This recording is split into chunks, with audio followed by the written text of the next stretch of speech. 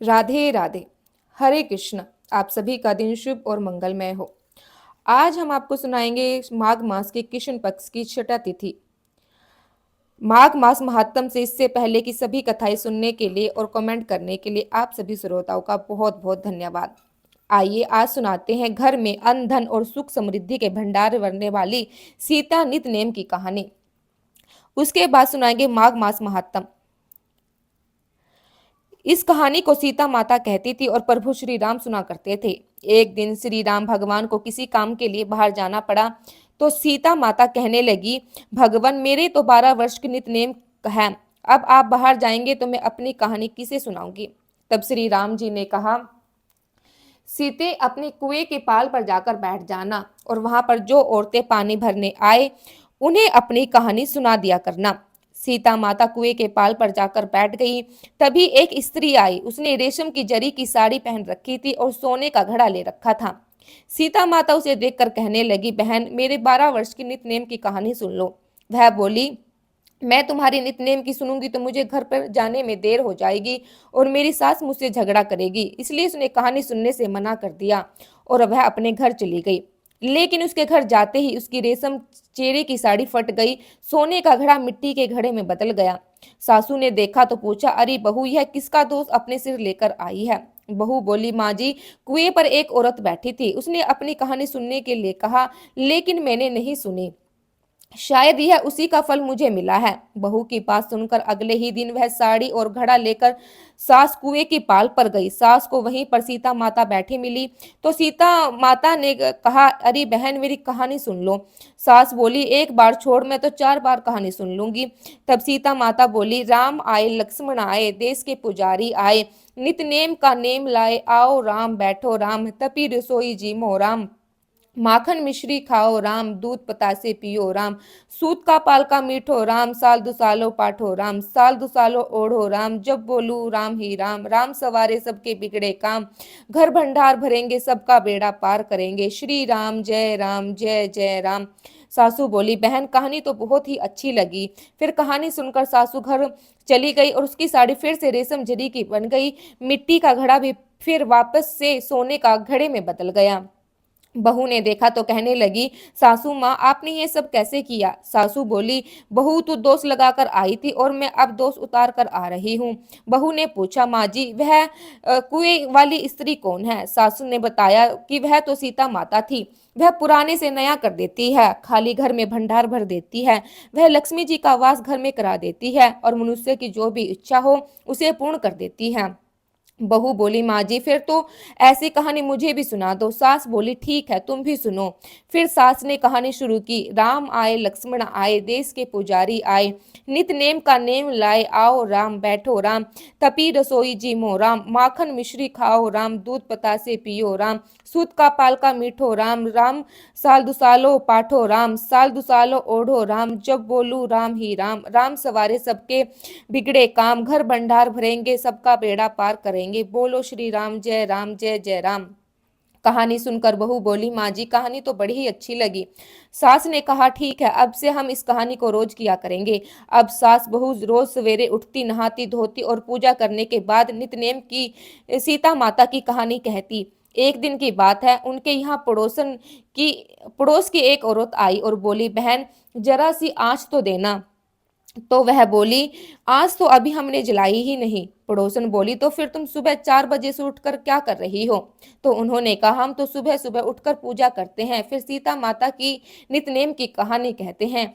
पड़ोसन ने उनकी बात सुनकर फिर कहा, सीता माता की कहानी कहने से तुम्हें क्या मिला। तो वे दोनों बोले कि सीता माता की कहानी कहने से घर में अन्न धन के भंडार भर जाते हैं, सारे काम पूर्ण हो जाते हैं, मनुष्य के मन में जो भी इच्छाएं होती है वे सभी इच्छाएं पूर्ण हो जाती है।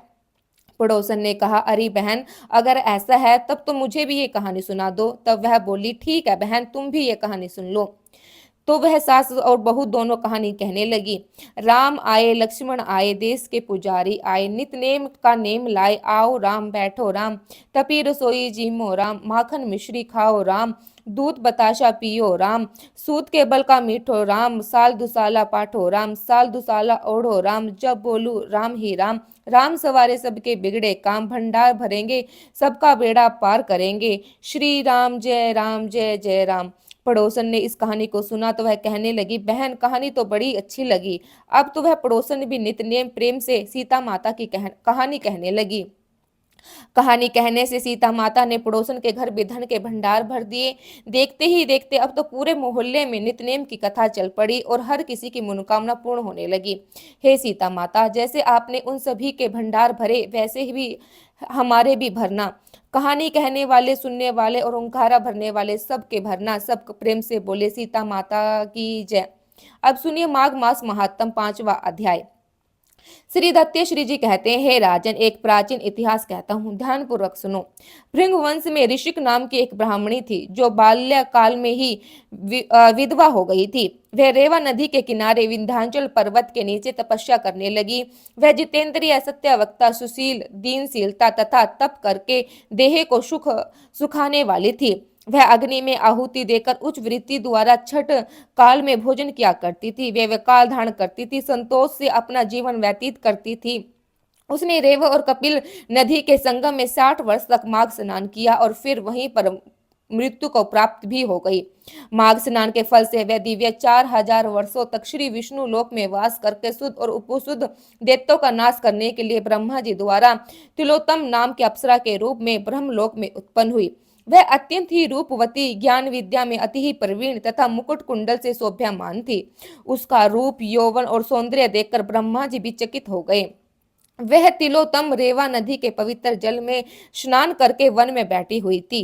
तब सुध और उपसुध के सैनिकों ने चंद्रमा के समान उस रूपवती को देखकर अपने राजसुध और उपसुध से उनके रूप की शोभा का वर्णन किया और कहने लगे, महाराज, कामदेव को लज्जित करने वाली ऐसी परम सुंदरी स्त्री हमने कभी नहीं देखी।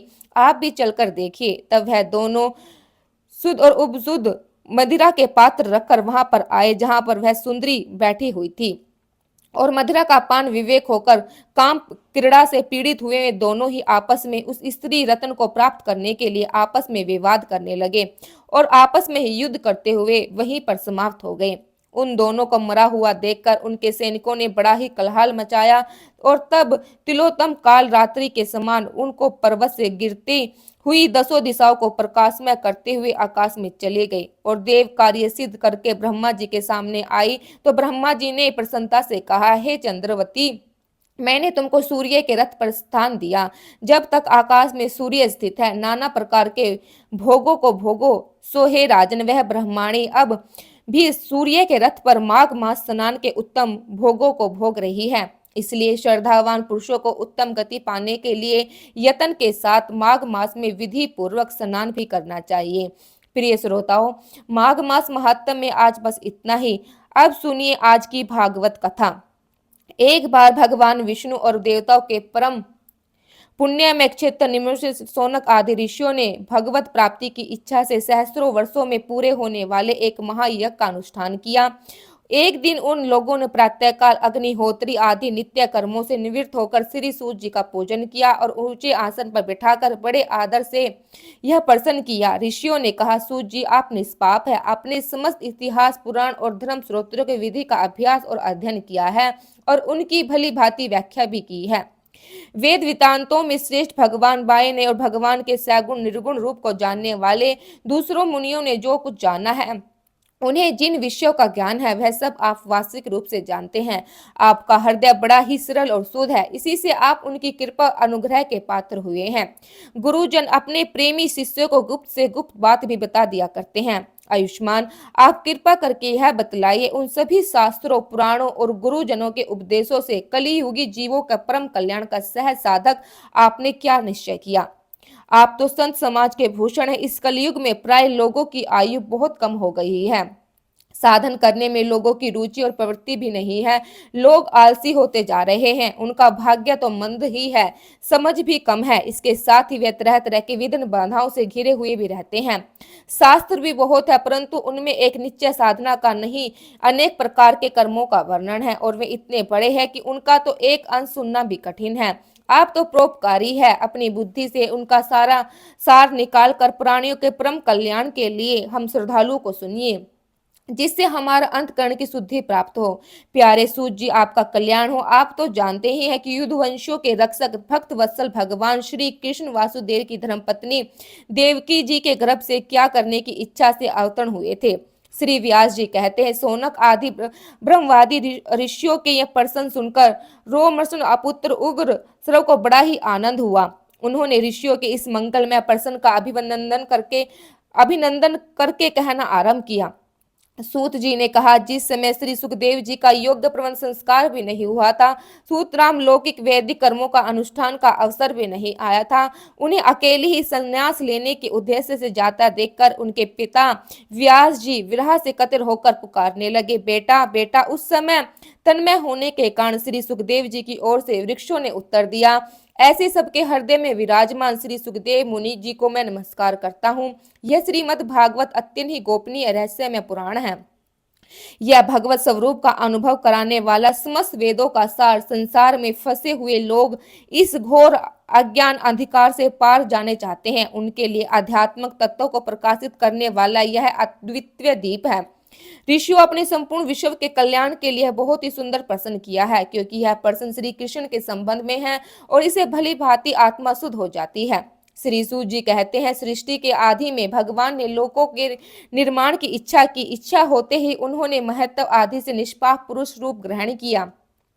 उसमें 10 इंद्रियां, 1 मन और 5 भूत है, ये 16 कलाएं हैं। उन्होंने कान जल में शयन करते हुए जब योग निद्रा का विस्तार किया, तब उनकी नाभि सरोवर में से एक कमल प्रकट हुआ और कमल से प्रजापतियों के अधिपति श्री ब्रह्मा जी की उत्पत्ति हुई। भगवान के उस विराट रूप के अंग प्रत्यंग में ही समस्त लोकों की कल्पना की गई। वह भगवान के विशुद्ध सत्यमय सृष्ट रूप है। योगी लोग दिव्य सृष्टि से भगवान के उस रूप का दर्शन करते हैं। भगवान का वह रूप हजारों पैर, जांघों, भुजा और मुखों के कारण अत्यंत ही विलक्षणी है। उसमें सहस्त्रों सिर, हजारों कान, आंखें, हजारों नासिकाएं हैं, हजारों मुकुट, वस्त्र, कुंडल आदि आभूषणों से वह उल्लासित है। भगवान की यही पुरुष रूप जिसे नारायण कहते हैं, उनके अवतारों का अक्षय कोश है। इसी से ही सारे अवतार प्रकट होते हैं। इस रूप के छोटे से अंश से देवता, पशु, पक्षी और मनुष्य आदि योनियों से सृष्टि होती है। उन्हीं प्रभु ने पहले कुमार श्रृंग में सनातन, सनकंदन और सनातन कुमार, इन चारों ब्राह्मणों के रूप में अवतार ग्रहण करके अत्यंत ही कठिन अखंड ब्रह्मचार्य का पालन किया। दूसरी बार इस संसार के कल्याण के लिए समस्त यज्ञों के स्वामी उन भगवान ने ही रसातल में हुई पृथ्वी को निकाल लेने के विचार से सुख का रूप धारण किया। फिर ऋषियों की सृष्टि में उन्होंने देव ऋषि नारद के रूप में तीसरा अवतार ग्रहण किया और स्वर्ण तंत्र का, जिसे नारद पंचरत्न कहते, उपदेश दिया। उसमें कर्मों के द्वारा किस प्रकार कर्म बंधन से मुक्ति मिलती है, इसका वर्णन है। धर्म पत्नी मूर्ति के गर्भ से उन्होंने नर नारायण के रूप में चौथा अवतार ग्रहण किया। इस अवतार में उन्होंने ऋषि बनकर मन और इंद्रियों को स्वतः संयम करके बड़ी कठिन तपस्या की। पांचवें अवतार में वे सिद्धियों के स्वामी कपिल के रूप में प्रकट हुए और तत्वों के निर्माण करने वाले संख्या शास्त्रों का, जो समय के फेर से लुप्त हो जाते हैं, अशुरी नामक ब्राह्मण को उपदेश दिया। अनसुईया के वर मांगने पर छठे अवतार में वे अत्रि ऋषि की संतान दैत्यश्री हुए। इस अवतार में उन्होंने अर्क और प्रहलाद आदि को ब्रह्म ज्ञान का उपदेश दिया।